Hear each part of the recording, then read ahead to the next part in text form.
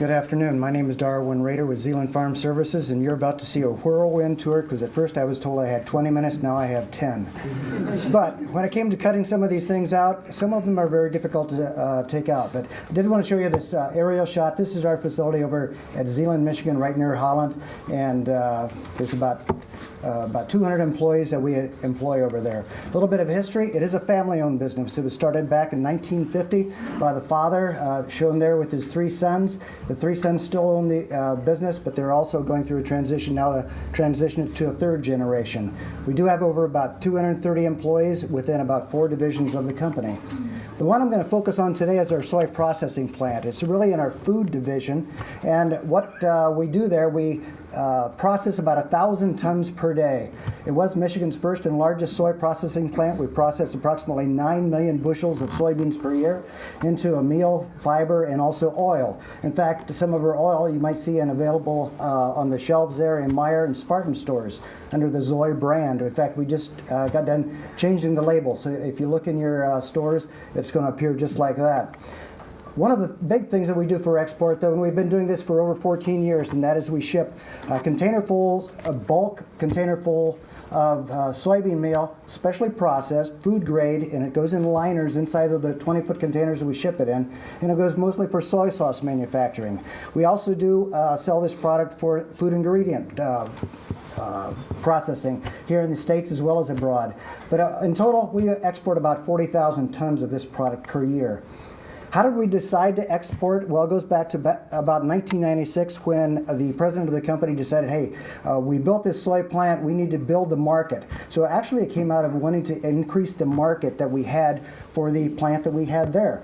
And he wanted to go ahead and fill up that 1,000 tons a day because you don't want to slow down a plant if you have to. So the sole purpose really that he did, he went out and attended a trade show to find a distributor. He interviewed many different people and ended up with one, and part of the reason he did it is he clicked with that person personally on a personal basis, and it fit our needs at the time. So we're still with that distributor 14 years here later. Why did we go to the expense and effort of that? Again, more demand, expand our product there, the manufacturing base, and plus we also had a unique opportunity. Here in Michigan, I doubt if very many of you know it, but the soybeans that are grown here in Michigan are some of the highest protein soybeans anywhere in the United States. As far as the process of getting there for export, there is a definite learning curve. As far as working with a Japanese distributor that we had, it took a couple of years of tweaking the product to get it just right. Believe it or not, they just didn't want soybean meal. They needed a product that would work to their specific needs. So we worked with them back and forth a couple of years. Now we've been, like I said, exporting that product for about 12 to 14 years to them. Overseas, it's much more relationship oriented than here in the States. Here in the States, I might see somebody on the internet, call them up on the phone, and say, hey, can we start ordering from you? Well, no problem, big deal. We can start shipping it. Overseas, a lot of times, they want to meet you first. They want to sit down to dinner with you. In fact, they might even want to do it more than once. So it isn't as simple as just going over, taking an order over the phone or over the internet and shipping the product out. Very relationship orientated. The other thing that our customer taught us is a lot about identity preservation. With the products that we send to Japan, they are non-GMO, non-genetically modified. Anybody that has anything to do with production agriculture today hears a lot about genetically modified and what it brings to the world. Well, there's also a section of people in the world that don't believe that you should fool around with Mother Nature. Well, that's our niche market that we're working with, non-genetically modified. We need to go ahead and actually make sure that that is identity preserved all the way from the seed to the farmer to when it's planted to when it's harvested and all the way over to the Japanese soy sauce manufacturer. Some of the trouble spots. Actually, there's trouble spots here and overseas. Overseas, some of the issues that we have, a lot of them are with newer customers. So that's why I have a note down there. Whenever possible, document products that you're shipping over. And I'll give you an example of this. This was some DDGs that we actually shipped over to China a few years ago. And the product that we shipped over looked like on the left, on the right. They sent back this photo and said, well, part of your container ship looked like the product also on the left. You just sent us some faulty product. Well, guess what? We at first we said, okay, we'll help you out there a little bit. We discounted some of the product. Digging a little bit more, we found out that it's common practice in certain countries, in certain areas, to go ahead and mix your product so they can get a discount. Fool you once, shame on me. Fool me twice, shame on you. Didn't happen again. But again, those are just some things that it's good to know. If your customer wants to handle the freight when you're exporting, get cash up front or else a very, very good letter of credit. Here's what can happen. Shipment can go out. The shipment can, they might pay you 10% down. Shipment can go out. Once that shipment gets on the water, you lose rights to it. Well, the customer actually had the right to the booking, and so they actually had the right as soon as it was loaded into the inland port even. But what happened was the customer never paid the 90% of the for the bill. And so the supplier could not get to the product because the buyer actually had arranged for the shipping. The buyer couldn't get to the product because he had didn't have all the documentation, so it sat in customs for 6 months, went to auction, they bought it pennies on the dollar. So there are things like that that can happen. Pricing, always being competitive. We've talked about some of these things already. Being competitive is so important, especially with commodity type markets that we're in. It is very, very important to be as competitive as you can. If you're in an industry, most industries, I know they're really smaller than you'd ever think. Most industries, they talk amongst each other, even your competitors, or you have industry organizations.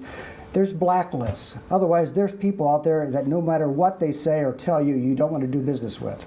Very, very true for the export market. If you can get involved with your industry organizations, please do so. It'll be a benefit in the long run. In Michigan really can make it tough to compete sometimes.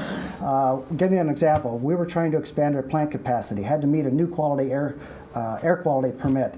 Guess what? Getting an air quality permit is extensive and it's also expensive.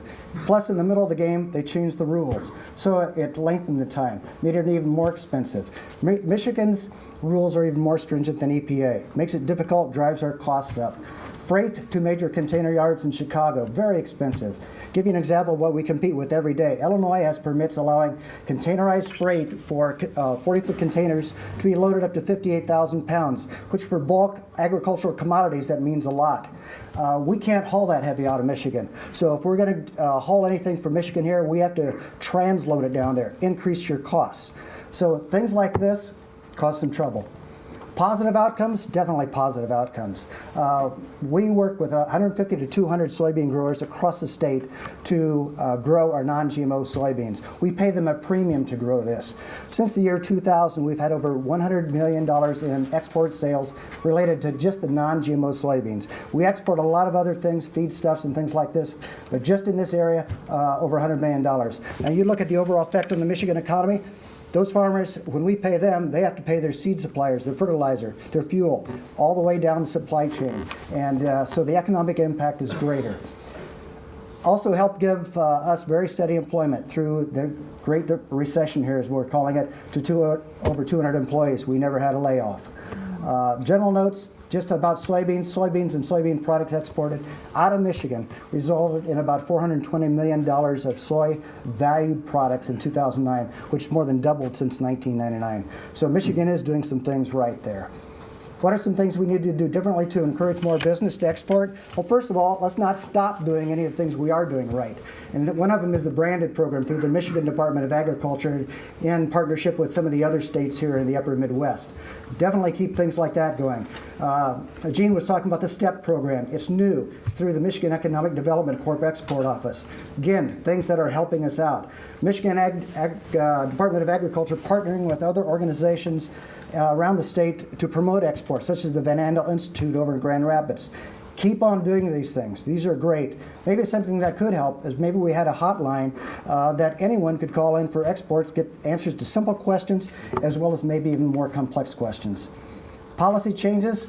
Maybe there's some things that we should have policy changes as far as our transportation, our water, rail, and truck. Environmental regulations seem to be way out of control. It makes it very hard to compete. Tax issues. Our federal taxes here in the United States are some of the highest in the world.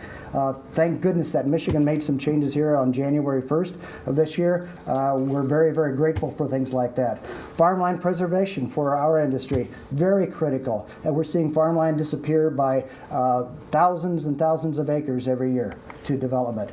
Infrastructure changes. Maybe some of the things we could do is Great Lakes ports that load ocean-going vessels. I'm in a current project where I try to find an ocean or a port here in Michigan that could load an ocean-going vessel, and I asked everyone that I knew of, and in 6 months' time I never found anyone. It took me a little bit over that amount of time to find a port at Monroe, Michigan that is in the development stages willing to work with us. We have more coastline than any other state, I think, around the Great Lakes. At least it looks like it from the map.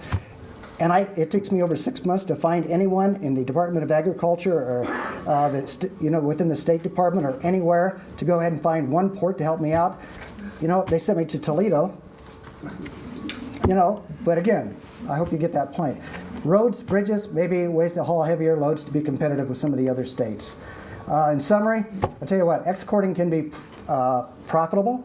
It has been for us. It can be fun. I enjoy meeting people from all over the world. It just gets interesting sometimes when they want to talk to you at 2 a.m. in the morning. But it can help grow your business, and it's good for Michigan overall.